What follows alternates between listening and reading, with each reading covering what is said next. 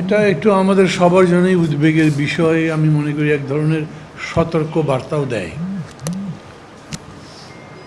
একজনকে কোর্টে তোলা হয়েছে, কোর্টে হিয়ারিংয়ের পরে থেকে আদালতে নেওয়া হবে, সেইখানে যেরকম করে বাধা দেওয়া হয়েছে এটা খুব বেশি হয় না। এবং এটা যারা করেছেন তারা পরবর্তীতে যেরকম করেছেন, এই যে আইনজীবী যিনি মারা গেছেন তাকে কুপিয়ে হত্যা করা হয়েছে, মানে একটা হিংসার চূড়ান্ত জায়গায় যাচ্ছে। এইরকম ঘটনা আমরা আমাদের দেশে কম দেখি, আশেপাশে দেখি। মানে এগুলো মনে একটা রিপ্লিকার মতো, একটা ওইখান থেকে তুলে আনা ছবির মতো। এজন্যই আমরা বেশি উদ্বিগ্ন। তাছাড়াও এই ঘটনাটা যখন শুরু হয়েছে তখন আমাদের প্রতিবেশী দেশের পক্ষ থেকে তাদের শাসক দল, তাদের মানে কোনো কোনো ক্ষেত্রে নিশ্চয়ই মুখপাত্র বলা যায়, তাদের যে সমস্ত বক্তব্য, বিবৃতি ইত্যাদি আমাদেরকে চিন্তিত করে। আর এজন্যই আমরা আসি এই কথা বলতে, বিশেষ করে দেশের জনগণকে, সাথে সাথে যারা যারা অংশী এটার হতে পারে, রাজনৈতিক দল এবং ক্ষমতায় যারা আছেন তারা। এবং সেই কথাটা আমাদের সমন্বয়কারী বলেছেন। রাজনৈতিক দলগুলোর কাছে আমরা আরও স্পষ্ট ভূমিকা চাই, আছে সেটা। আমরা চাই সবাই মিলেও যদি দরকার হয়, সবাই মিলে বলতে যারা যারা বিগত স্বৈরাচার বিরোধী আন্দোলন করেছেন, যারা এই দেশে একটা সত্যি সত্যি গণতন্ত্রের চর্চা করতে চান, গড়ে তুলতে চান, অব্যাহত রাখতে চান, তারা সবাই মিলে এই অপতৎপরতা রুখে দাঁড়ানো দরকার।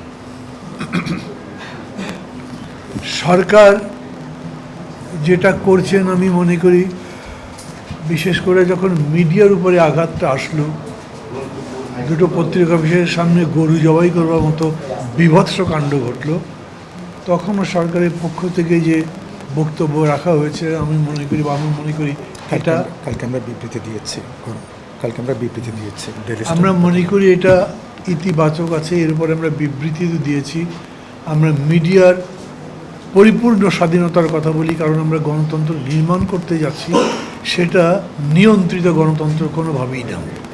আপনার কোনো কিছু যদি পছন্দ না হয় সেটা বলবার ধারণ আছে, সেরকম করে বলেন, কিন্তু অস্ত্রের ভাষায় বলবেন, একদম জিঘাংসার ভাষা ব্যক্ত করবেন, এইটা কোনোভাবেই গ্রহণযোগ্য হতে পারে না।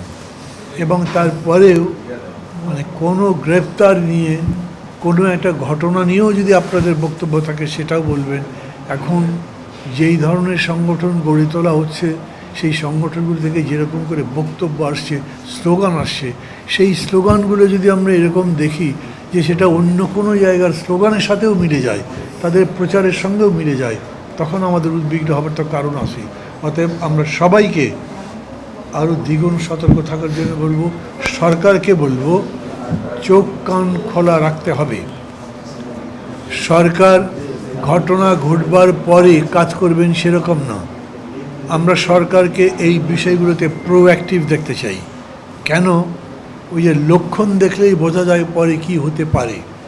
গত কয়েকদিন ধরেই যে অস্থিরতা হয়েছে, এগুলোর পেছনে সরকার হেঁটেছেন, তাই দেখেছি আমরা। এবং চট্টগ্রামে যে ঘটনা ঘটলো তার সম্পর্কে আমি একই কথা বলবো, এটার পেছনে হাঁটবার ব্যাপার ছিল না। একেবারে এই মানুষগুলো যেরকম করে ট্রাকের সামনে শুয়ে পড়লো এবং তারপরে যে সংঘাতটা হলো, এটা প্রতিরোধ করা যেত, প্রতিকার করা যেত।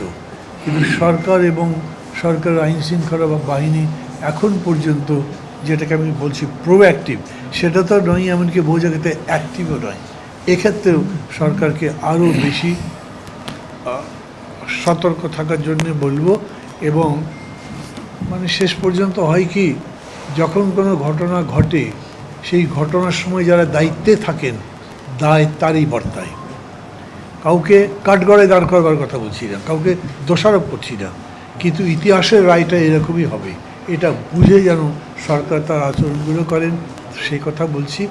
আমরা গণতন্ত্র নির্মাণে এই ধরনের অপতৎপরতার বিরুদ্ধে আছি এবং এটা দমন করার জন্যে, এটার প্রতিকার করার জন্যে সরকার সহ যারাই যেরকম করে উদ্যোগ নেবেন, আমরা তার সাথে আছি এবং থাকব।